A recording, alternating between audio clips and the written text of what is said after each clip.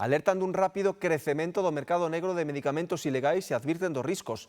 Son fármacos sen control, os máis demandados os relacionados coa estética e a mellora das relacións sexuais. Detrás, organizacións relacionadas co narcotráfico. A oferta é infinita, a demanda cada vez maior.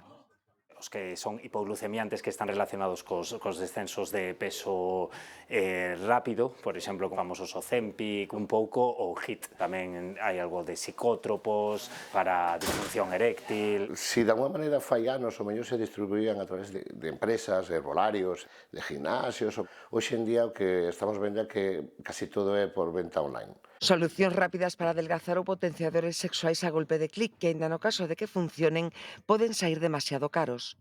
Teñen o problema de que efectivamente non teñen ni control, nin teñen ningún tipo de seguridade, sobre todo tampouco ningún tipo de información sobre o produto que se vai mercar. Teñen riscos que fan que non todo o mundo poidera ou debería acceder a eles, sobre todo problemas cardíacos. Un dos últimos alixos apareceu case de casualidade en Becerreá. A Garda Civil detivo un individuo que levaba o coche cargado de maletas con medicamentos, a maioría con efectos afrodisíacos. A procedencia a saber. A maior parte desa medicación viña de Colombia e incluso algún deles había sido retirada por as autoridades sanitarias e prohibida o seu consumo en Colombia. De aí que a mellor ese tipo de excedentes veña para España. Por un lado son as falsificacións que suelen vir de países asiáticos, incluso de África, e depois hai outra serie de medicacións que traen componentes que incluso a veces son moi opacos. Detrás, organizacións ligadas ao narcotráfico.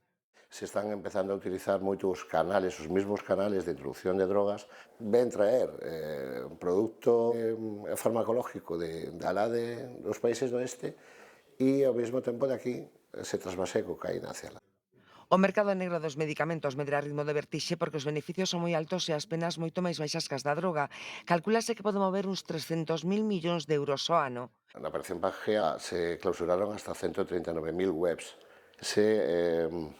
Intervinieron cerca de 23 millóns de dólares.